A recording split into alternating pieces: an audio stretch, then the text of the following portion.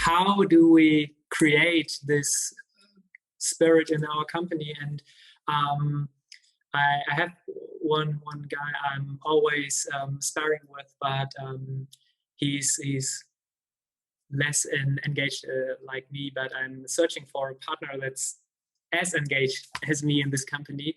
And how can I ask this one, like this most important question? How can I search for a person and creating this values together, or should I create my values and search for a person that fits there?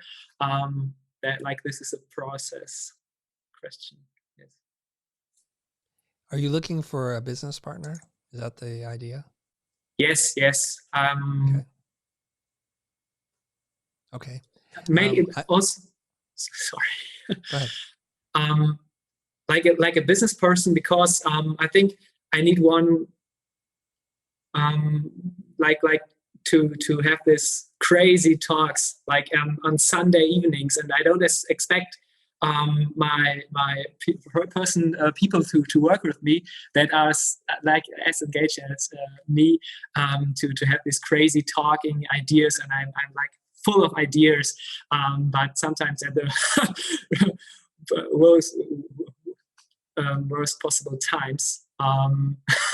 So I'm looking for a partner, but so also for first people to join the project as well. Yes. Okay. So I think the first question is, how do you find the right business partner to actually build the company or a team together, right? Okay. I think this is a lot like relationships, and I think sometimes we act in very inconsistent ways, and it leads to trouble, I think. So if you're looking for a life partner, someone to potentially to live the rest of your life with, you conduct yourself a certain way. But when we go to like business partnerships, we conduct ourselves totally different. So let's understand the relationship part first, and then you'll see the parallels between your personal life and your professional life. For example, it's probably not recommended that when you're like 14 years old to go and marry someone, because you don't even know who the heck you are. You don't know what you want from life. You don't even know yourself. So you're going to be very immature in the relationship, and there's a good chance it's not going to work out. Okay, so we want to delay that process so we find out who we are. So in your business life, you need to know who you are, what your values are, what your expectations, what you bring to the table. And you need to be very clear about this. So there's a high degree of self-awareness that has to happen so that you can have this conversation so that the other person can do the same. And oftentimes we run into relationships, either personal or professionally, like with like rose-colored glasses. We just assume this is exactly who I want in my life, and we fall in love too quickly, only to find out now how do we fall out of love, and it's just really difficult. In some ways, business relationships that have like legal financial ties together are even more difficult to separate.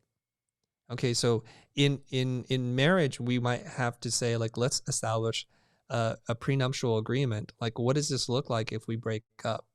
I would suggest that you do that as well. It's a good first test for any business relationship. Can we envision when this is not going to work and how this is going to end? And can we come to an agreement? Can we have an adult conversation about this? And if we can, it's a good sign. Like if we can envision like how it's going to end, then the beginning has a chance. And if we're going to fight right now and we can't come to terms, and you're going to see this, right? You're going to flash forward to a moment in time when you're not going to agree on something, and how you resolve those disputes is going to be a very telling sign. And so we have to get through that honeymoon phase of thinking about how things are going to work and get into the real part. Oftentimes we seek partners in our life, professionally and personally, that fill some kind of void inside of us. So the first thing that we need to do is we need to recognize, is this void of our own doing, this hole that we have? And are we rushing into a relationship where somebody's going to fill that void and make us feel complete? But we recognize that everything outside of the void is terrible. And we've seen this happen time and time again. So for example, if you're a creative person and you suck at doing new business development, that's your void. That's the hole that exists inside of you. I'm just guessing here. And so the first person who says, "Oh, I'm great at business development," you're like, "Fantastic. Let's sign the paperwork. You and I are now partners."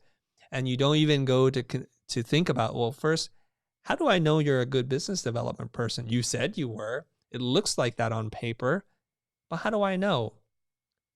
Right? And so we're rushing in a little bit. So what I would recommend is for all of us just to slow down, to get to know the person and say, okay, look, we figured out how this is going to work out if we break up. This is what you'll do. This is what I'll do. And we're going to respect each other and all those it's very clear. Let's enter this, work together for a period of time before we sign any paperwork. Let's see. You get a chance to figure out who I am, what I bring to the table, and I get to see how you work and what you bring to the table. 3 months in, we're not sure. Extend it 3 more months.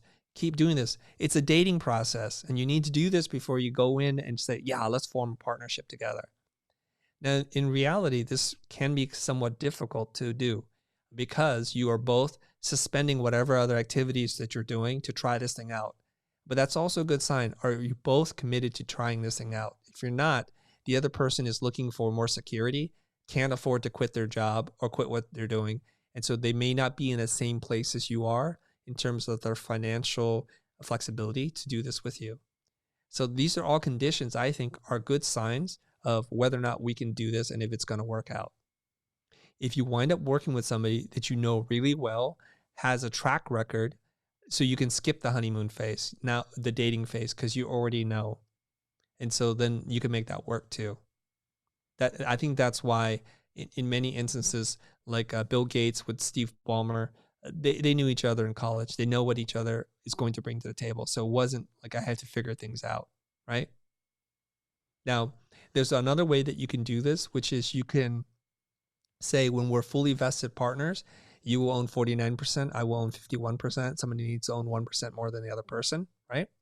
But what we'll do at the very beginning is you own 0% of this. And when these benchmarks are hit, you will earn, I'm sure there's a business financial term, I don't know, but you'll start to earn that so that at least it's performance based. And there's options for you to buy it back and get back out of this thing. That's another way you can do that.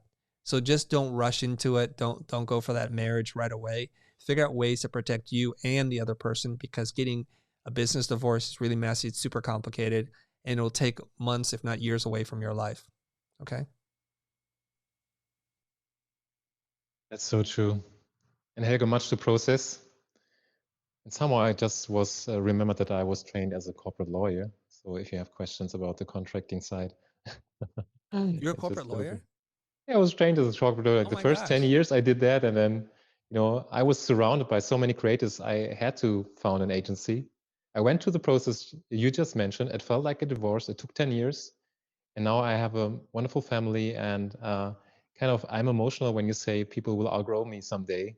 So I have a most wonderful place with these friends here around, but also the people from my team who are here, like Valentin, Daniel. But also I consider like working with you. Like I did projects with Katrin, I did things with Gesa, amazing things. With Theo, we're talking. With Hendrik, we're starting Shift.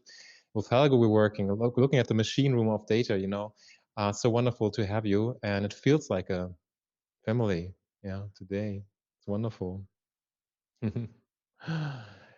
And Chris, I want to be mindful of your time, so not take time for granted. I have someone who entered the room I want to introduce you to, and following this to the question, maybe the